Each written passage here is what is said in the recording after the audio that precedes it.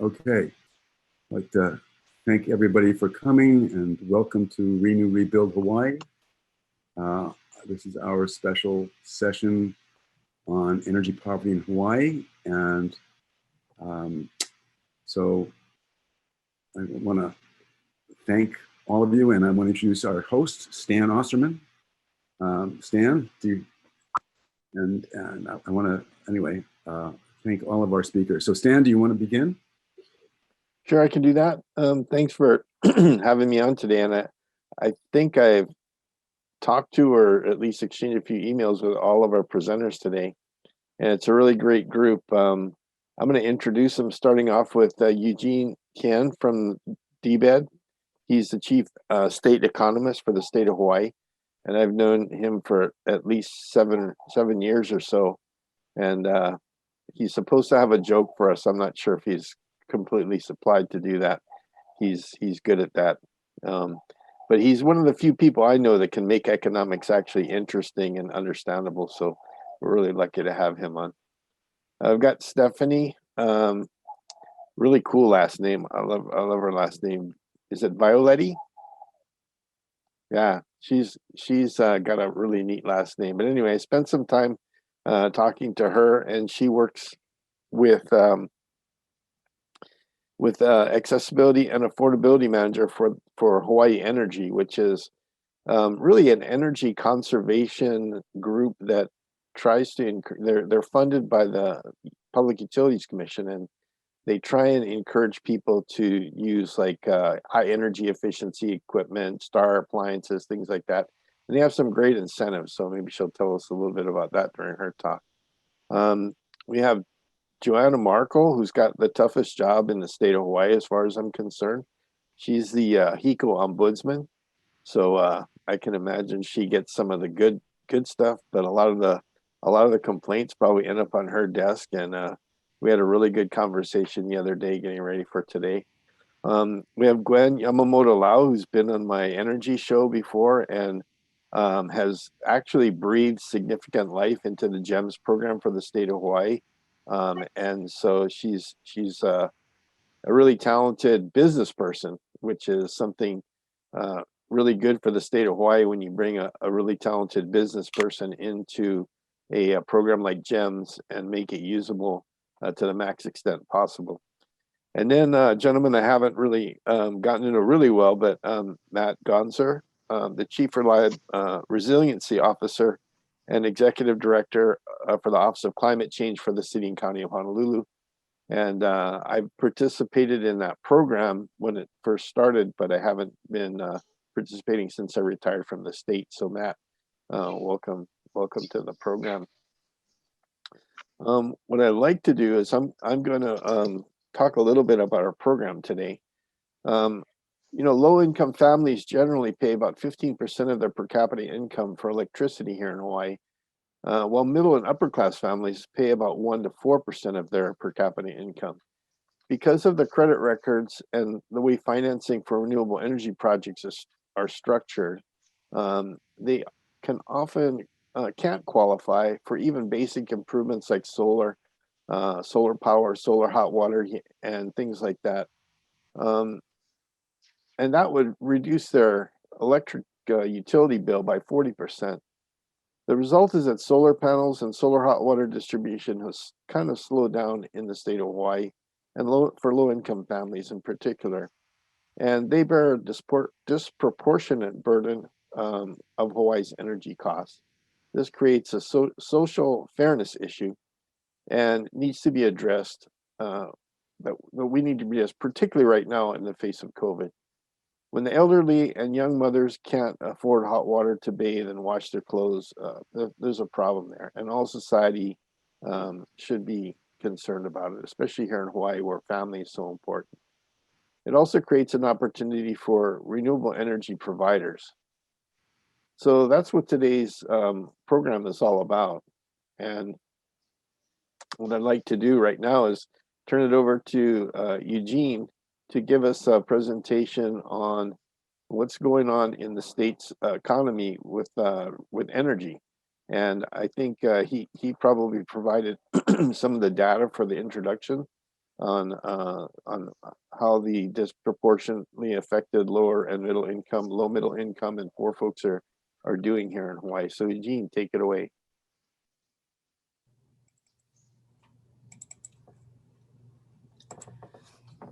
Yeah, thank you, Stan, and thank you for inviting me to this event. Mike asked me to talk about electricity, basically the electricity poverty. So let me go over the definition for the electricity poverty. Actually, there is no definition for electricity poverty, but there is a measure for energy poverty. So according to this Stanford University definition, there are 4 measures. The first one is the energy access. How many % of the households, they don't have access to energy? And the second measure is how many % of their income spent on energy. So I marked it purple because this is the subject I'm going to use. So this is the definition I'm going to use, is a percentage of income spent on energy for Hawaii and for the US. The third measure is actually the outcomes of energy use, is the impact on health, environment.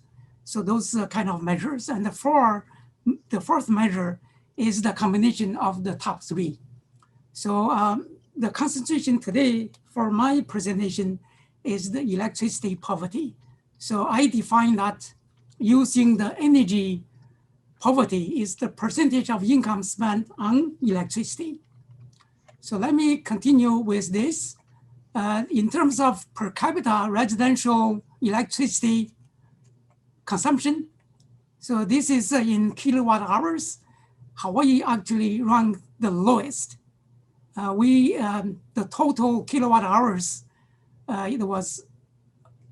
this is per capita, is a little shy from 2,000 per person, is ranked the lowest. But in terms of the electricity price, Hawaii is the highest in the nation among all the states. Then if we look at the household income, Hawaii ranked the 5th highest in the nation. So now we have 3 indicators.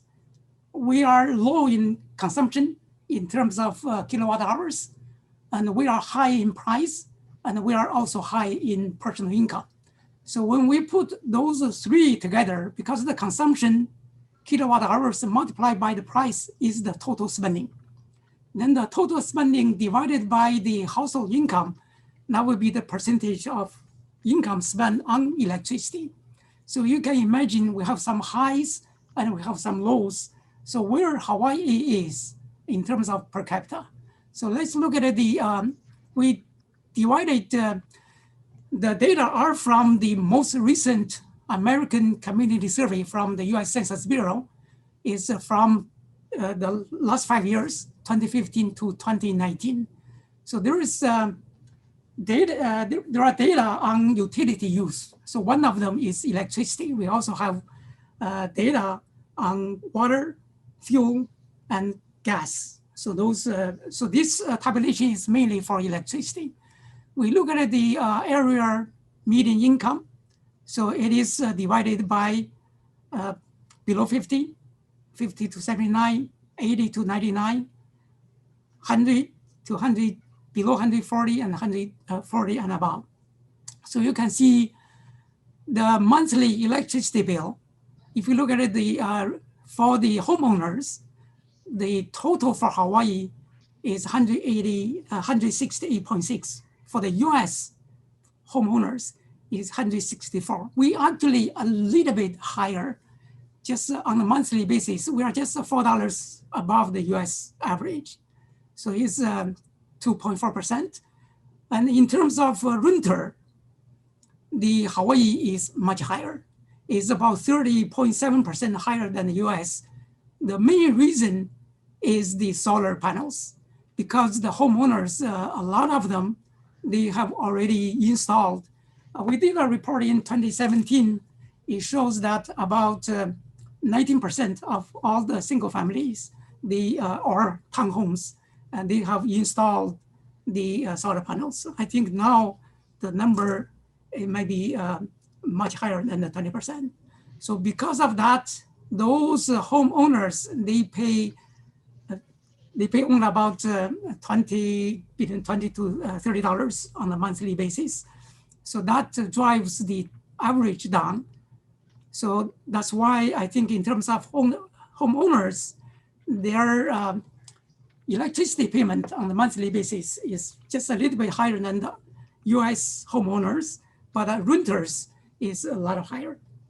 So in terms of the electricity, we have the household income for those comparison. If you look at the total on the bottom line, it shows the homeowners.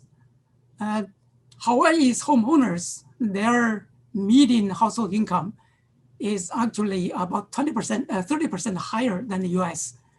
So in one of the slides earlier, I showed that Hawaii ranked the 5th highest household income in the nation.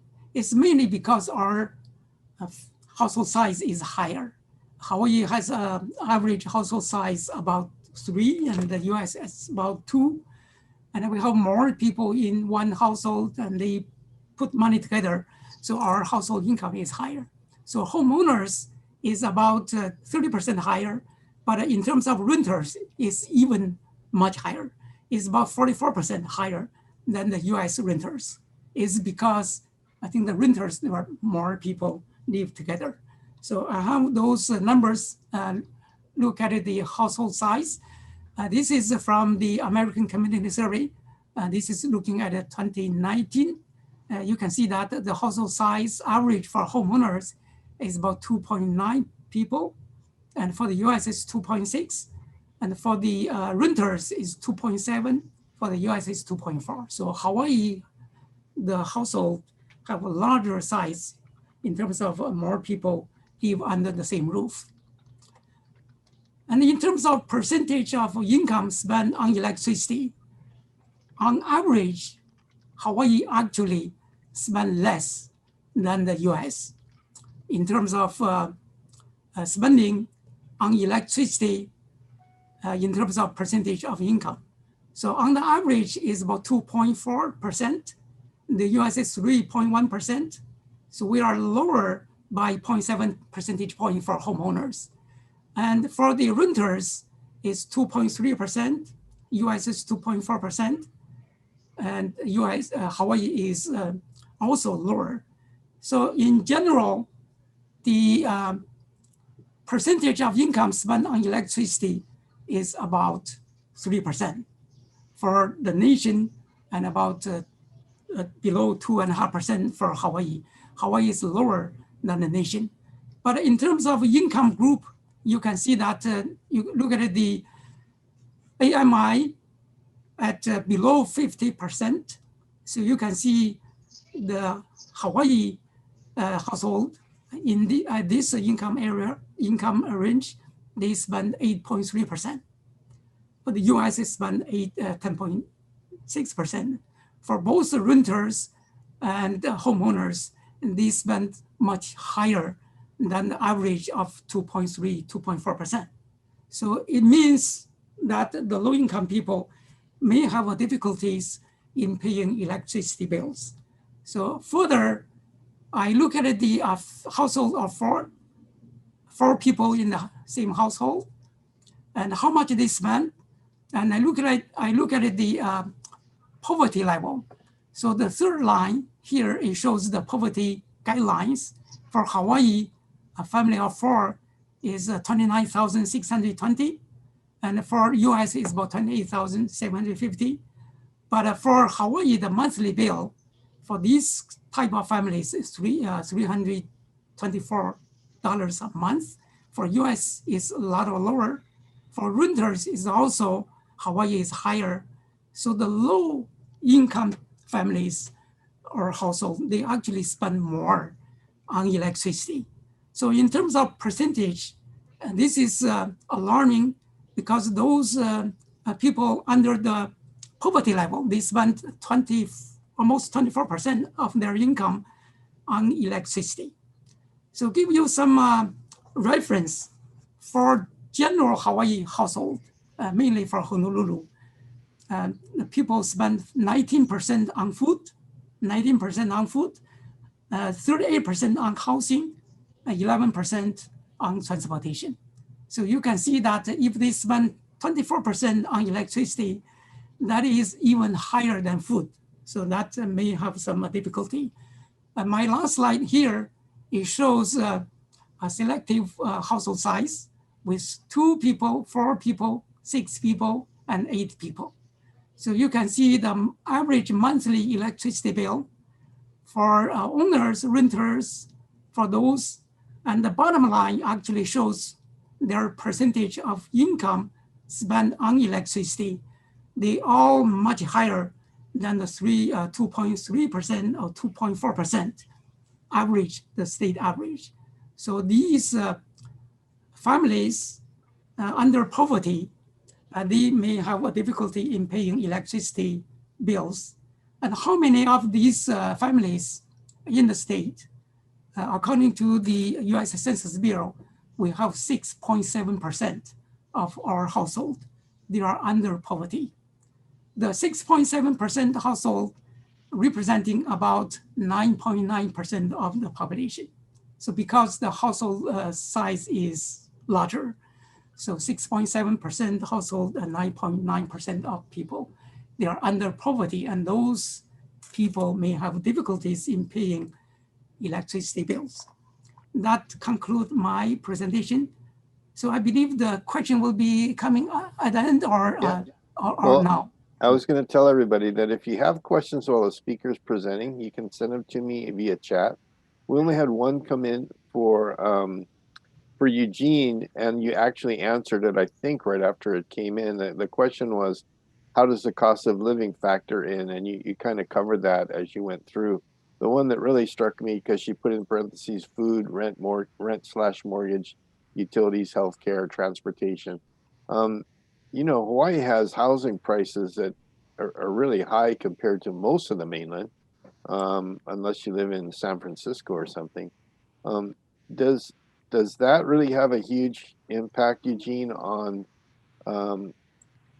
family incomes? I mean, most people here actually have to work 2 jobs just to pay the mortgage. Does that have a huge impact as well? Yes, I think the income, there are several measures. I think one, in terms of household income, we rank high because our family size, our household size are larger than the US. But when you divide it by the population, and we call the per capita income, we are just about average, a little bit above average in the US. We are not around the top 5. We are somewhere around the 25th or 27th. I think we are around the 25th, between 20 to 25th. So we are no longer around the top 10 or top 5. So our income, but our people, when we spend housing, again, is we spend 10% more than the US average. The US average is about 30% of their income go to housing, but Hawaii is 40%. Okay. So that makes our household more difficult because we have to spend the necessities, the food, and the housing, especially housing. Housing is the number one that causes our cost of living high. So I think because of the housing is, our spending is skewed to housing, then make our household more difficult in paying the utility bills. Okay. Well, thanks, Eugene. If you have any more questions for Eugene, you can type them in the chat box, and we'll try and catch them a little bit later. Next up is Stefany from Hawai'i Energy. So, Steph, I'm going to turn it over to you, and we'll get your presentation up and get going.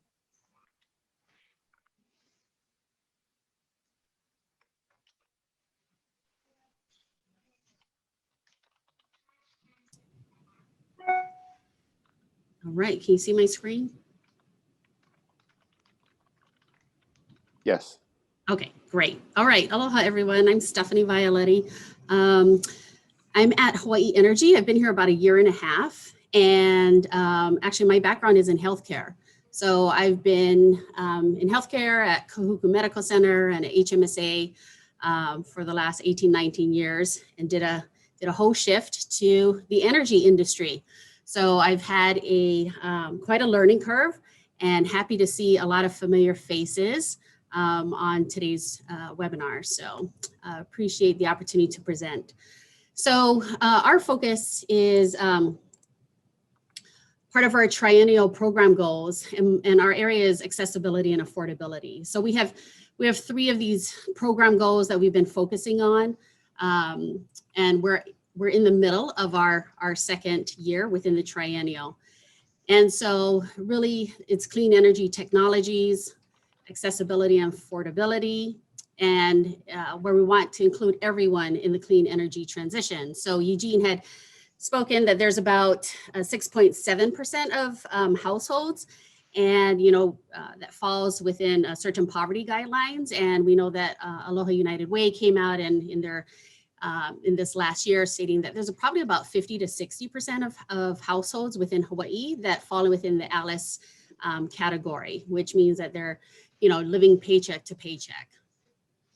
So we definitely want to focus on being able to help everyone in this energy journey. So our objective is to provide critical assistance to low-income households, small businesses, and other hard-to-reach customer segments. So we've been offering a number of these programs throughout the years. And what we've done this past year is really package it, and we call it community-based energy efficiency, or CBEE. And so as in the slide before, it's really focusing on residential as well as small businesses within particular communities. So the next couple of slides just kind of give a brief overview of each one of them. So we have an Energy Smart for Homes, where people can sign up. Someone can come into their home, do an audit, and retrofit their lights, aerators, water faucets, to make it more so the water can come out, and I'm saying the wrong thing, but the water can come out more efficiently. But Energy Smart for Homes, and so that's free. And they can also do an audit to help residents identify other areas of efficiency saving opportunities. We also do a lot of education. And so we have community workshops, we have student education, we have teacher professional development. And this past year, how's it going? I'm sorry? Did someone say something? Oh, somebody should have been on mute, but they weren't. Oh, okay. Sorry. Okay, and as part of our shift this last year, we were able to purchase laptops, Energy Star laptops. We purchased 500 of them actually, and really focused on some of the schools that were in the communities that we were doing these CBEE projects in. And so, so last night, I think it was, Haula Elementary, they received, Kohala Elementary, they received 50 laptops, and they just had their workshop for all of their 5th graders. Okay, we also do bulk appliance purchases where people can do, on Molokai, we call it the hui up. So people can trade in their old refrigerator and buy a new refrigerator for $250. And so we take care of all the disposing of it and the delivery of it. And so on Molokai, we did a number of appliances just because it's very, very challenging for people to purchase something, say on Maui, and get it, shipped, challenging and costly onto the island. So we do have that as a program, Rid-A-Fridge, and we also have done light bulb exchanges. This past year, we did a light bulb exchange through a lot of the ACE hardware stores, which a lot of them were in rural areas, and people can bring in their light bulbs and exchange them for LED ones. We also have people can do water heating upgrades. We also are exploring residential new construction and being able to support those efforts, as well as commercial programs. So I had mentioned small businesses. So we have our Energy Advantage program. And so these are for small businesses. They have to be on a Schedule G. And right now, it's free. We're offering it to small businesses that they can assist with lighting. And they work with our Energy Advantage contractors. So these are just some of the projects that businesses can receive rebates and incentives for. Another thing that we were able to pivot during this last year was we offered the Energy Relief Grant. And so we were able to award over $1 million in funding to 251 nonprofits and small businesses on all the islands except Kauai. But we were super excited and happy that so many of them took advantage of the program.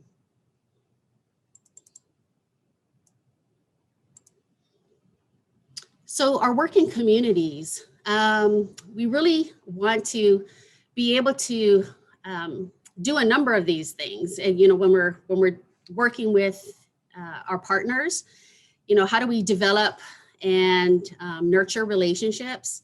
And so we have a bunch of key ones, and we're starting to initiate new projects in other communities as well, to be able to build energy literacy, enhance what's already in place, to be able to track data and demographics. We want to increase impacts. So the laptops is one of those deeper impacts that wouldn't have come naturally, but it really made a positive impact to those schools and students that receive them. And then we also want to create community capacity as we empower communities to be able to have a seat at the table as we make these difficult choices and decisions regarding our energy future. So I just wanted to mention one more thing. During this last year, we were able to distribute energy kits. We partnered with various organizations that were doing food distributions. And so, we were able to distribute 2,100 on the 4 islands, and just reaching out and to find good community partners. So I just wanted to share just a couple of our CBEE efforts. We've been on in North Kohala for the last probably 1.5 years. And it was really to reduce the peak demand as HECO starts to repair the transmission line going out to North Kohala. So our partner out there has been Partners in Development Foundation. And so we did do an appliance trade up. We've done 2 already, actually. People could sign up for our Energy Smart for Homes. We've had energy workshops. And like I said, we have Chromebooks for Kohala Elementary, working with Kohala Hospital to do a free audit. And we're also able to actually enroll a CEA or a, I am having a brain fart. Hold on one second. One of our contractors, and to really help in regards to energy efficiency up in North Kohala, which we were super excited about too.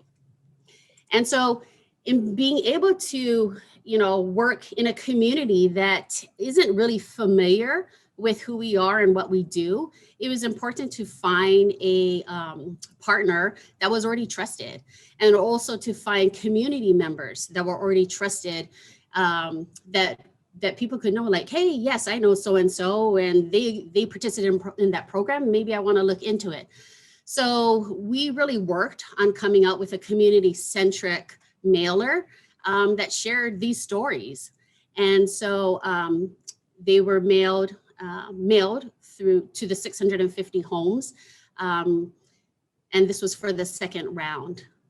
And we got some really good feedback as people talk to one another and share their experiences. So another community that we're working in right now is Ko'olauloa. And, you know, right now Ko'olauloa there's 20 windmills and a solar farm. And so we're talking about Ka'ava through Kahuku. And so this was our focus area. It was 4 zip codes. And our partner is Hui o Ha'ula. And so we've been able to work with them as we did our first appliance trade up. And Ha'ula Elementary also received 50 Chromebooks, and they're participating in an energy efficiency workshop actually tomorrow. And yeah, they've been a great partner, and we're looking forward to the next appliance trade up within the next couple of months. So an island that we've been doing work in for a number of years is Molokai. And so it was great that Eugene had shared those numbers in the beginning to kind of set a foundation. We've been there for, we pulled this data for the last 3 years, and it's just into 2021. And so since then, 22% of their households participated in our Energy Smart for Homes program. And so we've been able to deliver 1,500 appliances. So those include refrigerators, freezers, washers, and dryers. And then you can see the savings that each household can get by participating in our programs. 35 solar water heaters have been installed, and 190 home, the energy kits were distributed, and then people participated in energy literacy workshops. So I wanted to just read, so here's a quote from Chris Mebel. So he's the VP and COO of Makoa Trucking and Services, which is on Molokai, and they were one of our partners. So he said that I cannot express enough the gratitude we have with the Hawaii Energy Hui Up instituted on Molokai this year. Overall, the program has been successful, and it has been an excellent venture. Just as important, the program helped us sustain employment for our hardworking crew, particularly through the COVID-19 pandemic.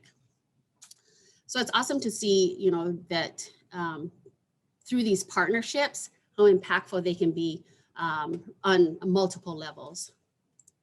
And so my last slide is just, in this work, we noticed that there's a lot of people doing really great things and lots of plans to do even more amazing things. And so we decided, you know, it would help to kind of organize and try and get all on the same page, or at least share information and find opportunities to collaborate. So we created the Energy Equity Hui.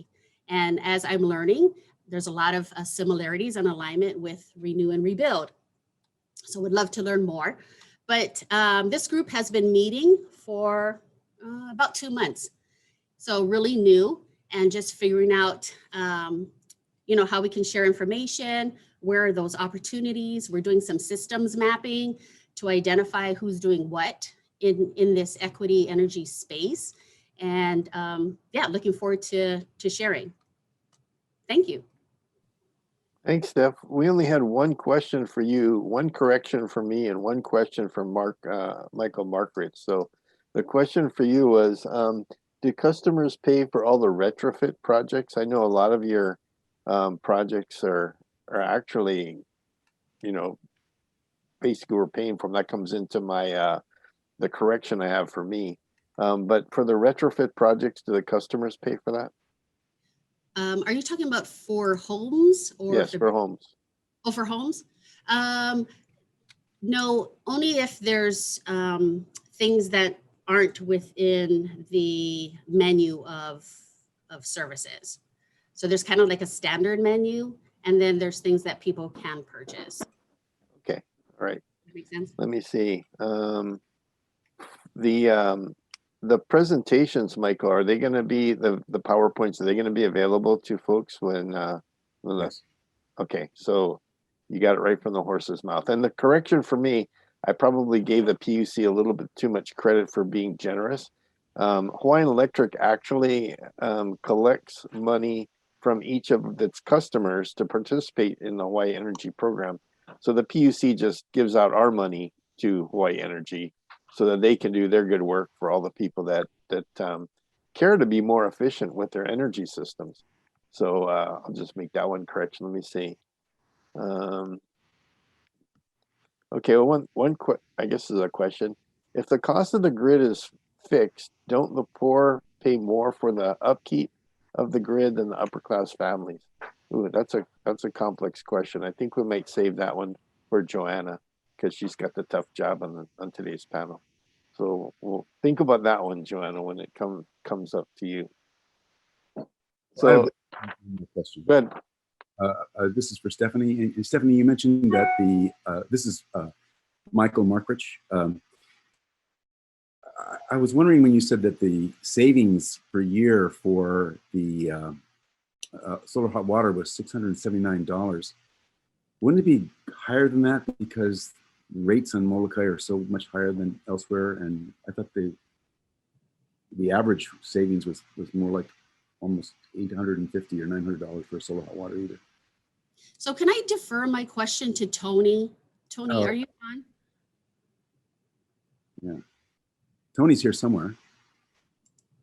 You know, he just hopped into a separate meeting for a short bit. So he probably just hopped off. Okay. He'll probably be back again. So I can follow up with Tony. He knows way more than I do, and we can get the answer back into the chat. Okay, I guess it's back to me. So Joanna's up next in the hot seat for Hawaiian Electric. And so we had a great conversation getting ready for this presentation. I learned a lot from her about Hawaiian Electric, and I probably give Hawaiian Electric more heat than they deserve. And if I knew it was all falling on her lap, I'd probably slack off of my criticism a little bit. But she really explained a lot about what Hawaiian Electric is doing and trying to do. And so, Joanna, it's over to you. Okay, great. Thanks. I will share my screen.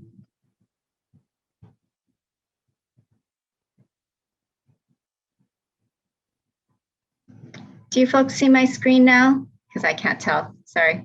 Okay, great. Thanks. So yeah, my name is Joanna Markle. I serve as a customer ombudsman for the Hawaiian Electric companies for the last 5 years. I am here to share with you how Hawaiian Electric is helping our customers who have fallen behind on their utility bills and how we are reaching out to them to ensure they have the help they need. I'm sorry, I should have done this. And I still can't tell. Okay, there you go. So those of us at Hawaiian Electric, we understand, of course, recognize how critically important electricity is to everyone's daily lives and the impact the pandemic has had on the ability to pay for basic living expenses for many of our customers. Hawaiian Electric has had a long-standing tradition of helping our community, and of course, we are always here to help. So 17,000 of our customers as of February 28th are now 90 days behind on their bills, and the average balance owed is about $1,500. And as you know, the disconnection moratorium has just been recently extended to May 31st. So outstanding balances will continue to grow as customers prioritize their budgets accordingly to pay, to pay bills that are currently due. So what has Hawaiian Electric been doing to help our customers? At the start of the pandemic last year, our company reached out to our low-income stakeholder group for input so that our customers do not fall further behind on their bills. And we asked them, what do they need? What are their expectations? And how should Hawaiian Electric engage with our customers when helping them with payment arrangements, connecting them with agencies to further assistance? And this is what we learned. Customers are not focused on utility payments due to the disconnection suspension. And as Eugene mentioned, customers are currently focused on paying rent and mortgage and securing food. We heard about those long lines last year. It was incredible. And they suggested to us that Hawaiian Electric communication should be provided in various languages, as English is not always their first language. They also told us that customers were not always aware of sources of financial aid available, and that there was not enough funds available to help the ALICE population, which Stefany had mentioned. So as a result of this input, we developed the Community Partner Toolkit to help our low-income stakeholders reach out to their customers, their clients, of our payment arrangements and available financial assistance available. It includes our flyers and payment arrangement forms in 7 languages, and is continually updated throughout anytime we have new information available. This information is also available on our website. And then later in the year, we then created the Customer Advisory Council to help provide feedback and insight to the company on our approach to serve customers. Gwen and Stefany also serve on our Customer Advisory Council. And then we've held 2 meetings so far, and then input from our members have resulted in the following LMI initiatives. So one of which that I wanted to share with you is our It's Okay to Ask for Help campaign. So the messaging in this campaign was inspired by feedback that many of those that are suffering from financial hardship were really embarrassed to ask for help because they've never imagined that they would find themselves in this situation, or there were cultural barriers to asking for help. So we launched this campaign in November and encourage customers to call Hawaiian Electric and ask for help in seeking payment arrangements that would help their bills become more manageable, and that really we are all in it together, all of us. The next campaign, we were getting feedback about barriers for household to secure funding with the CARES funding. And we had gotten feedback again that customers that were applying for CARES funding many times didn't have all the required documentation required to apply for funding. Many of these folks did not have access to technology, a lot of the low-income customers. So we created these flyers looking at the eligibility requirements and documentation requirements, and we created a checklist. And then we mailed these flyers to the customers in their respective counties, as well as their current bill. So they had the checklist on hand and their current bill, and we mailed these to all the customers with outstanding bills. And then, of course, we continue to collaborate with all the counties and their nonprofit administering partners to help streamline the process for this upcoming funding process as well, just to make sure that everything tries to go smoothly as possible. And then recently, Hawaiian Electric donated $2 million to the Hawaii Utility Assistance Fund. This was a one-time grant for customers to use up to $750 to pay their utility bill. They could apply it to gas, water, sewer, or electricity. There was an overwhelming response to the program. When we opened at 8 a.m. to pay for applications to the Aloha United Way website on February 8th, within a day and a half, all the funds were accounted for. So that just speaks to how great the need is for utility assistance. So Hawaiian Electric will continue to work to publicize any available aid offerings that we're made aware of. We understand there will be 2 tranches of federal utility assistance that the counties are working on and will be made soon available to eligible customers. And so once the details are made available to us, we will work to get the word out to our customers via our website, social media, direct mail to customers, because again, we've been hearing that customers, that's the best way to get the word out. and then through our low-income partners, so they can also get the word out to their clients. So as I mentioned, that outstanding balances are growing. And what is going to happen when the disconnection moratorium eventually lifts? Because it will.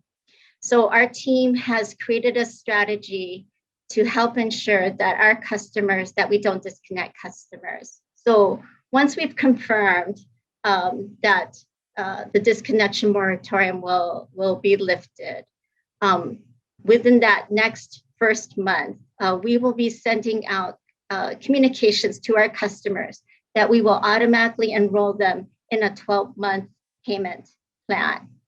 Customers can opt to, they can opt out of that plan if they choose to do so.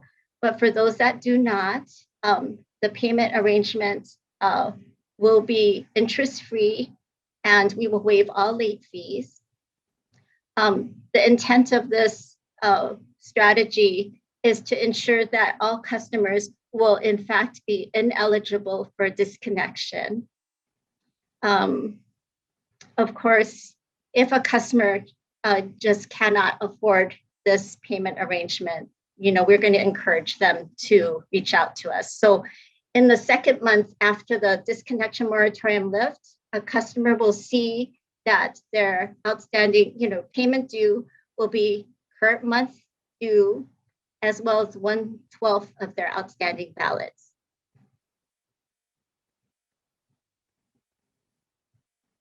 And then on our website now, we have continued to reach out to our customer for payment arrangements. So our current flexible payment arrangements are available on our website. We are on average enrolling about 300 payment arrangements a week. And as I mentioned, those are interest-free, and we're waiving late fees. So, we are hoping to enroll as many customers in our payment arrangements to avoid disconnection. And then, our company is engaged in other LMI initiatives, including advanced rate design. We had just filed with the PUC our final proposal on March 15th. And so our position is that, to eliminate or reduce the subsidization of DER, distributed energy resources, or PV customers by LMI customers who don't have access to DER. I think Stan had mentioned that earlier, right? And then in our proposal, we have set up a framework for some subsidization of LMI customers. Second, the PUC has encouraged Hawaiian Electric to collaborate with Hawai'i Energy to deliver savings to LMI customers by promoting their programs. So we are working with Hawai'i Energy to develop a performance incentive mechanism. And then throughout the pandemic and all of our communications regarding payment arrangements and our press releases to inform customers on any financial aid, we have been encouraging our customers to reach out to Hawai'i Energy on energy saving tips, because as we all know, that anything to reduce our bills, requires energy efficiency. So we do encourage our customers to reach out to Hawai'i Energy for those tips and programs, as Stefany had shared earlier. And then last but not least, community-based renewable energy, or now they're referring to as shared solar. Our shared solar program will allow LMI customers to lower their energy bills and participate in the benefits of solar, even if they rent or don't have a roof for PV. So our team is currently looking for interested LMI nonprofits to apply as subscriber organizations. So if you are interested or know of an organization that is interested, please let me know, and I will connect you to our CBR team. So as I have shared with you, it takes many collective minds and hearts of many to help our neighbors who are in need. And Hawaiian Electric is very, very grateful to our partners who have joined hands with us to share their expertise, ideas, and experience to ensure that all of our customers make it through these very challenging times, because it's going to take all of us to help them out. So mahalo for your time to allow me to share with you today. Thank you. Thanks, Joanna. And I appreciate your sharing this with us. And I'd just like to bring up at this point in the discussion, you know, there's all kinds of people in the world, and sometimes a lot of these programs come with paperwork, and the paperwork's to be accountable for the cost of things because it's taxpayer money, or it's ratepayer or customer money for Hawaiian Electric that's being shared with Hawai'i Energy and things like that. And it all requires accountability, because there are people out there that do take advantage of these programs and try and sneak in and get services when they don't really qualify for them. So, you know, a lot of times these do come with, you know, requirements to document things, and everybody needs to help in making sure that the programs are used properly. But it's obvious from my discussion with these folks before they did their presentations that everybody is really trying hard to help the people that need the help. And, you know, you can't run a company even as big as Hawaiian Electric is without keeping your books balanced too. And that means you can't be giving away free electricity to everybody, even though you'd like to. You still have to pay your employees. You still have to pay for their medical coverage and their retirement funds and things like that. So everybody's doing their part. It's become pretty apparent to me in this case, but it's really tough when the economy's hit the way it has been, especially in Hawaii. So anyway, we didn't have any specific questions that I saw on the chat, and thanks for the folks that are using chat to share with each other. They're actually answering their own questions in the chat room. Next up is Gwen Yamamoto from the GEM program, and the GEM program actually started when I was working in DBED, and it wasn't super successful at the time. I think just because they didn't have the right person managing it, and maybe some of the rules and stuff that were levied upon it weren't quite making it work the way it was designed or expected to work. So anyway, Gwen, we're ready for you to take it away and get us all squared away. Great. Did you see my screen? Am I sure in the right screen? Yeah. Awesome. Thank you so much. So thank you so much, Stan, for that very kind introduction. And thank you, Michael, for allowing us to participate in this webinar. And also wanted to give a shout out to Stefany, because she did an amazing job organizing an excursion out into Hau'ula a few Saturdays ago. And that was an amazing day. So thank you so much, Stefany. Really appreciate it.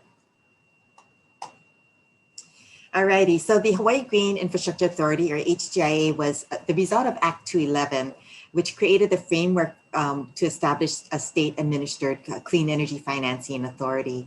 As you know, the loan fund was capitalized by a $150 million green energy market securitization bond, hence we are often referred to as the GEMS program. The bond was an issuance of a tried and true rate reduction bond financing mechanism to provide low-cost capital to facilitate clean energy infrastructure. As Simon Sinek would say, we should start with the why before determining the how and the what. So HGIA's why is to democratize clean energy for our underserved ratepayers who were previously locked out of solar. We also seek to stretch our public dollar by leveraging private capital while implementing innovative tools to mitigate risks. HGIA's original goals back in 2014 was for at least 51% of our borrowers to be LMI households and nonprofits. However, our board strengthened its commitment to underserved ratepayers in September of 2019 when it amended our policy for 100% of the remaining funds to only benefit underserved ratepayers. The allocations were 20% to LMI households living in single-family dwellings, 20% to small businesses as defined by the US Small Business Administration, 30% to multifamily rental projects, and 30% to nonprofits. This slide represents the remaining funds available to lend per category as of December 31st. As you can see, there is only $3.1 million available in the small business category. And as many small businesses have been hit hard by the pandemic, we will be making a recommendation to our board to reallocate funds from some of the other categories to increase the amount available for small businesses.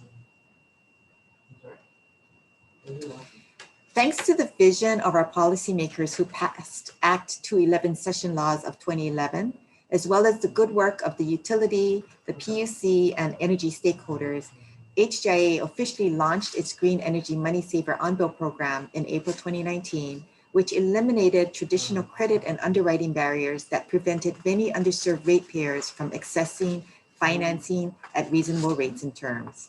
Additionally, as the obligation is tied to the utility meter, it allows for the transfer from tenant to tenant, enabling renters to also participate. So I have a couple of examples of what we are doing. The first example is for a family who lives on Hawaiian homelands in Waianae. In fact, I'm actually driving out to Nanakuli after this forum to meet with him and another Waianae family. His pre-solar utility bill was on average $102 per month. He opted for a solar lease, which will save him almost $20 per month with a projected savings over the term of his lease of almost $7,400. Next is the Hilo family. They are installing a PV plus storage system. As HGIA is not yet approved to finance storage, the family needs to pay for the battery in cash, and HGIA will finance the rest of the system. They are estimated to save almost $60 per month with a projected utility savings over the life of the system of $16,500. As they will also own the system, their estimated total benefits, which includes the tax credits, aggregate over $42,000. I wanted to share an email that I received from her. Aloha, Gwen. Due to the COVID-19 pandemic, we have been looking at ways to reduce our household expenses, which is why we are interested in installing a solar PV system. I've inquired with my local credit unions and banks, and they indicated that I do not meet the credit worthiness criteria, which has been a direct result of the adverse economic impact of COVID-19. As a result, I cannot qualify for a loan from these financial institutions. As the GEMS program does not require a credit check or debt to income ratios, this program has become the only option I have to acquire a solar PV system. We have saved our stimulus checks from 2020 and 2021 to pay for the solar battery.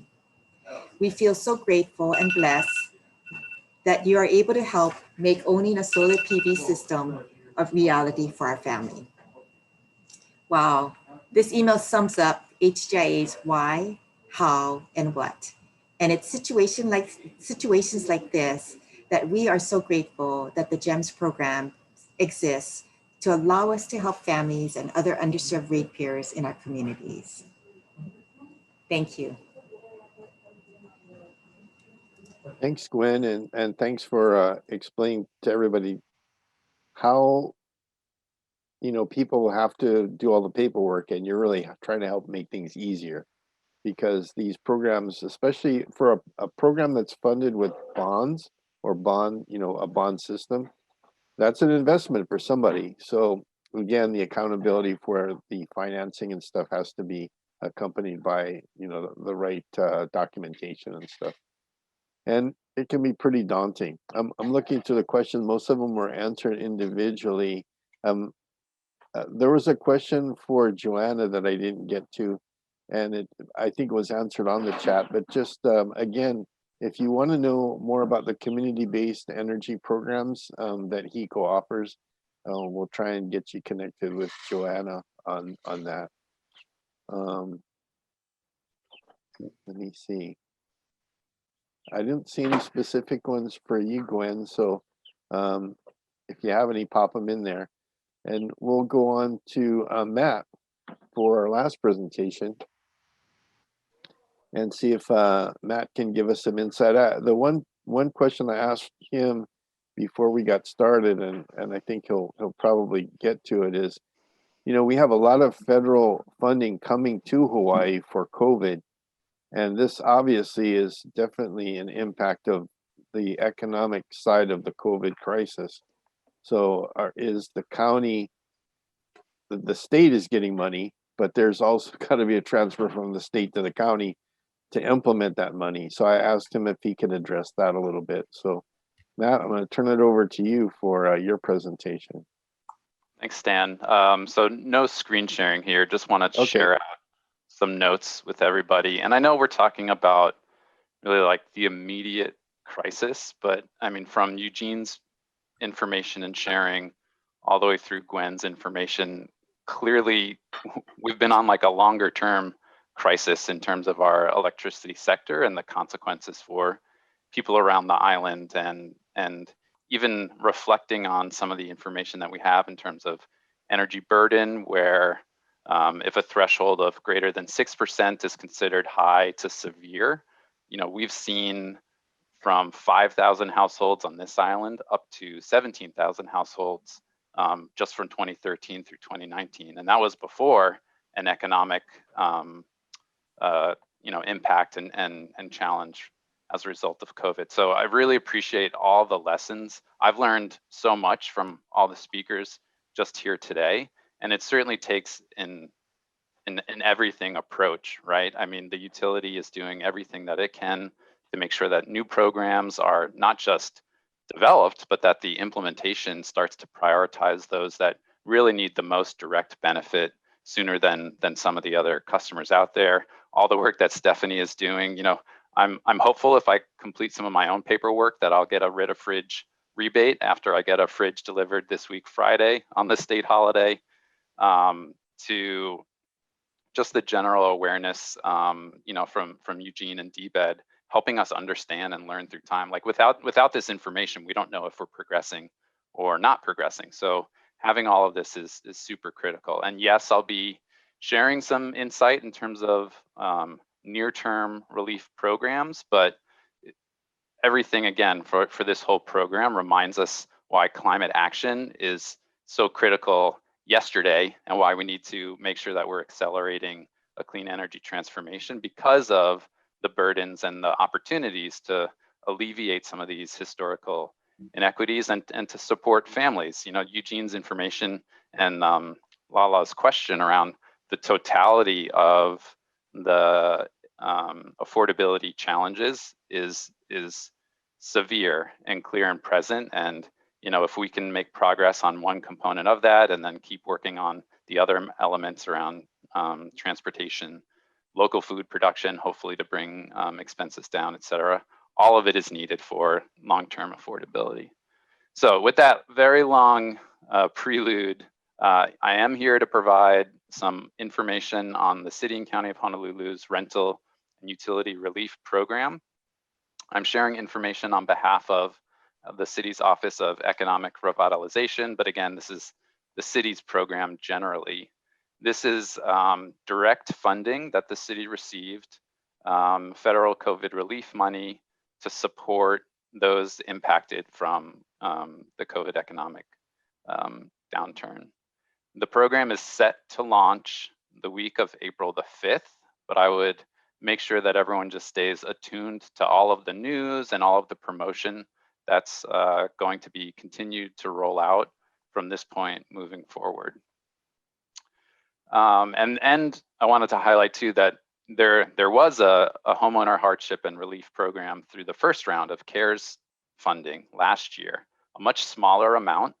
And there actually was a real lag in the ultimate uptake of accessing that program. And Stefany and others have spoken about some of the real challenges for people, whether it's, you know, the paperwork, the tech, the assistance, the language, or even just other concerns about engaging with government. So how do we make sure that we have community-based partners that are assisting in making that bridge? So some of those lessons have informed the structuring of this next round of rental and utility relief. So to not like misspeak, I'm going to almost go verbatim through this little fact sheet that we have, because I think it's all critical information, and we greatly appreciate your assistance in extending that information out to community. So when the program opens up, it'll be qualified. Again, this is the City and County of Honolulu's program. So for residents and people on the island of Oahu to pay for rent and household utility bills, including electricity, sewer, water, and gas. It can pay up to $2,000 a month in rent and $500 a month in utility bills. It can pay up to 12 months of bills, depending on a person's financial situation. And once the program starts, people can apply through one trusted direct portal at oneoahu.org. But we also recognize that there are challenges in accessing this information and preparing all the applications and materials. So we are building a network of nonprofit and community partners to educate the community. The Office of Economic Revitalization also has a specific Pacific Islander liaison that's been supporting extension of information for months and months, and will become a really important resource moving forward through this program. The program is funded with $114 million in federal COVID relief money and follows federal regulations for prioritization of applicants. The first round of applicants will be directed towards people making less than 50% of AMI, area median income, for the island of Oahu, or have been unemployed for 90 days. After this round of applications are processed, people making 50 to 80% of the AMI can apply. So for qualification purposes, someone has to be an Oahu resident who's renting on this island. Proof of COVID-19 related job loss, unemployment, or pay reduction is required. Proof of difficulties paying for rent and utilities will be required. One person per household is the application. And there will be income limits for the eligible households, as I mentioned. In terms of preparing materials, in addition to some of those documentations or evidence to support an application, government ID needed, proof of Oahu residency, rent agreement, rent or utility bill, and tax documents, or 2 months of most recent income. And then lastly, as I mentioned, proof of COVID hardship, such as unemployment or an insurance letter. So I know, what Stan mentioned in terms of the documentation, it's really to make sure that everything is above board, but also to make sure that we are prioritizing those most in need for this program. There is the potential for additional funds to be administered directly through the city, but we're only able to confidently explain this program, which is set to launch in a couple of weeks. And unfortunately, I don't have information about how or if some of the other funds through the state and or to the counties is being established or processed in the neighboring counties. So maybe just to recap, tune into the news. Hopefully we're going to do a full-fledged press strategy towards the ultimate launch of this, working with those community-based partners and the nonprofits out in community. And as of right now, it's targeted to launch the week of April the 5th at oneoahu.org. So that's maybe the main thing that I wanted to stress, but a reminder, right, from all of the energy burden information that Eugene and others have provided, I wanted to share that the city has its first ever draft climate action plan. And this is intended to make sure that we are moving in lockstep with the state law to net negative carbon emissions by no later than the year 2045.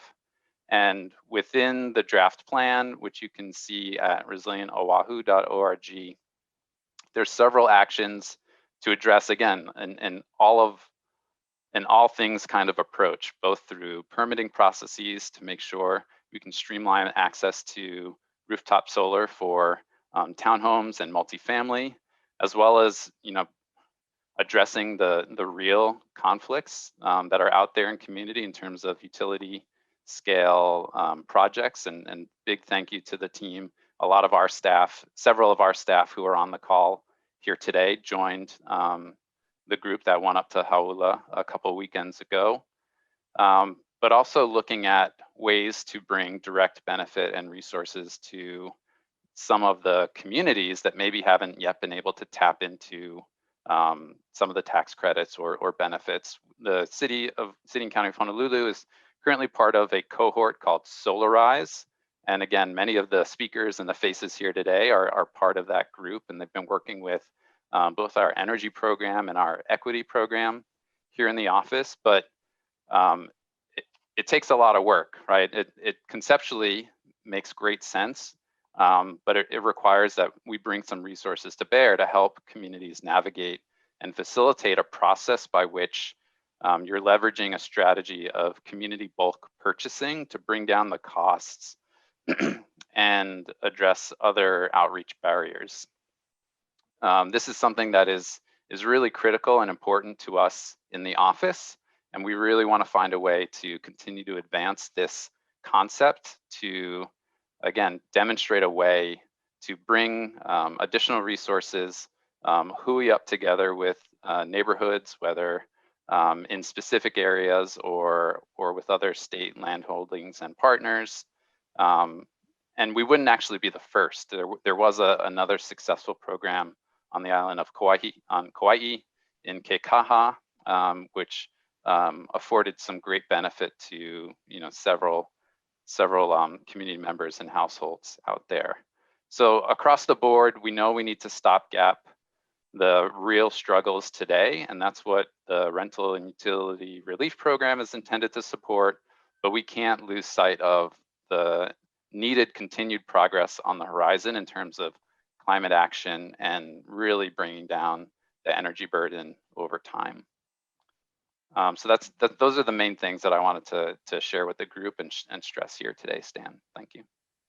Thanks, Matt. Appreciate the presentation and the explanation of tracking that money as it comes down from the federal side through the state and into the city. And we understand that some of this is pretty recent, so there's probably programs to come. So good advice keeping people tuned in to the news and other social media, because I know a lot of the companies use social media to get the word out too.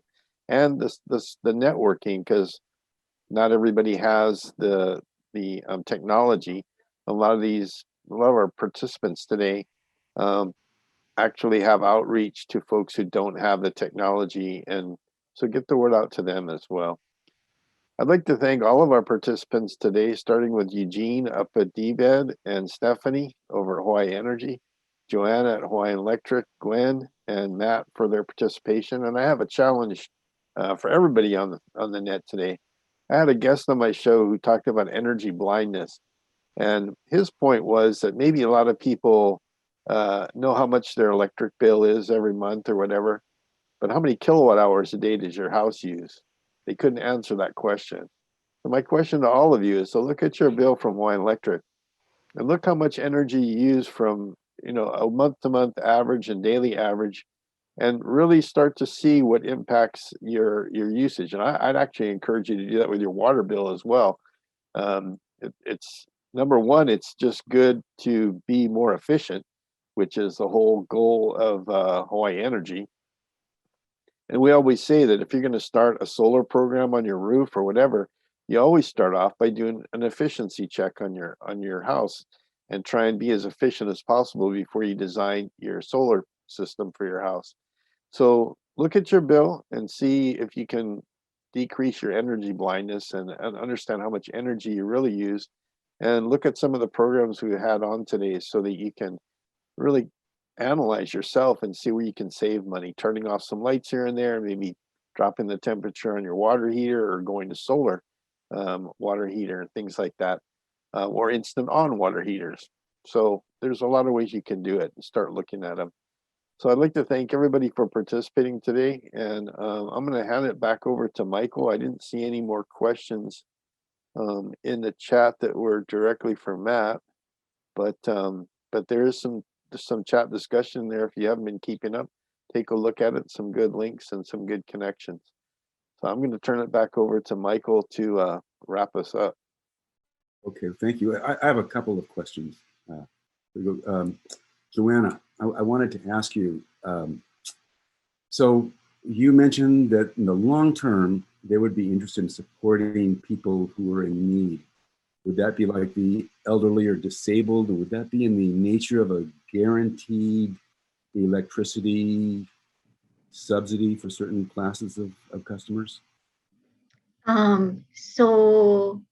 We're actually, we had noticed that last year with the CARES funding that a lot of our kupuna had called us and told that they were in fact not able to take advantage of the CARES funding. So we have actively been reaching out to kupuna organizations like AARP and the Office of Aging to make sure that, we could help them take advantage of, payment arrangements and that type of thing. So when you're saying subsidization,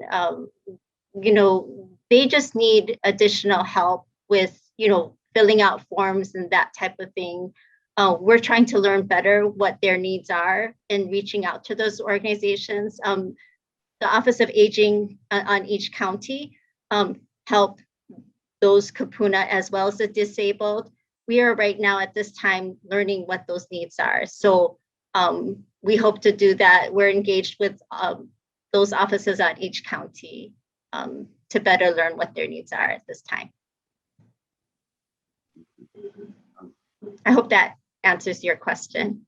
It kind of did, but I guess what I was asking is that like in Sacramento, California, they had like a guaranteed basic minimum income that they had, and we found that alleviated a lot of stress in the community. And I was wondering for those people who are on the margin paying their electric bill, and that I was alluding to the elderly and disabled and single mom mothers and so forth who find it so difficult. Would there possibly be a program in the future that there would be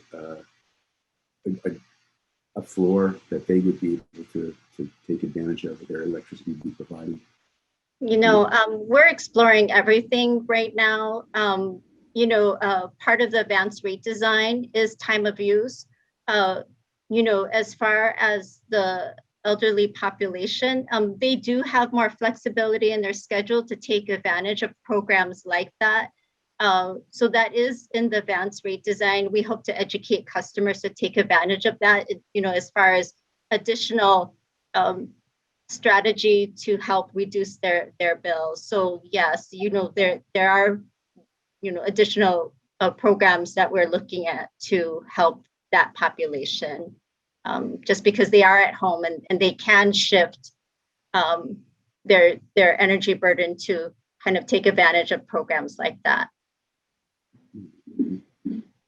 And then I wanted to ask Gwen, did you say something, Stan? Somebody else? Gwen, one of the things that happens is that people who have disconnects on their records, they can't qualify for the GEMS program if they want to put in a solar hot water heater or something. What can be done to make those people who now, because of all the disconnects, eligible for the program? Michael, thank you. That's a very good question. So unfortunately, the program as is precludes anyone with even one disconnection notice to participate in the GEMS financing program. It's amazing. So, when we get an application, we actually, and this is pre-COVID, this is even pre-COVID, so it's probably worse now. Once the collections start resuming once the moratorium is over. But pre-COVID, we would get applications that had 12 disconnection notices over the last 12 months. And so when I put on my traditional lender hat, I go, oh my God, high risk. I don't know if I want to lend to someone who has 12 disconnection notices in the last 12 months. That means they got a disconnection notice every month in the last year. However, when I put on my community lender hat, what that tells me is that these people are not able to bring their bill current, but they are making payments, and that's why they have not yet been disconnected. They're getting a notice because they're still behind, but they are able to scrape by and make a little bit of payment so that they're not yet disconnected. And so that also tells me that, you know, if we are not able to help these types of families lower their energy costs, they will never catch up. And so it's telling me that we actually need to relook at this. And so I will be submitting a request to the PUC to consider relooking at the eligibility criteria. Thank you. If anybody else have a question, I have one more question for Matt. Matt, I was wondering, you mentioned that you had all of these funds that are going to be available. How many people do you think that $114 million is going to be able to help? How many customers? Yeah, I don't have a direct answer on the guess, although there have been other UHERO estimates saying that the scale of the need is well in excess of what this program is potentially here to support. But again, it depends on the criteria. So maybe that is what's more important to focus in on. And this is directly in response to our known challenges and who we know need to benefit from programs such as this, but also requirements of the federal funds itself to prioritize, again, those that need the most assistance right now. And will there be a limited number per week of families that you're able to help? Per week? No, I mean, it sounds like you're asking a processing question. Once the program's open, it's based on the criteria of the program and prioritizing those that meet that segment first before it then moves on to the other segments that were defined. And again, all this information will become available in short order at oneoahu.org. So I've asked all these questions. Does anybody else have a question they want to ask? Okay. Well, I'd like to thank all of the presenters for coming. It was all great presentations. I learned so much. And Stan, thank you very much for being the host. And thank you all for coming to Rebuild Hawaii. And we have to look better to a better future after this pandemic passes, which I hope will be soon. So thank you all very much. Thanks for putting it together, Michael. Aloha. Thank you. Thank you. Take care.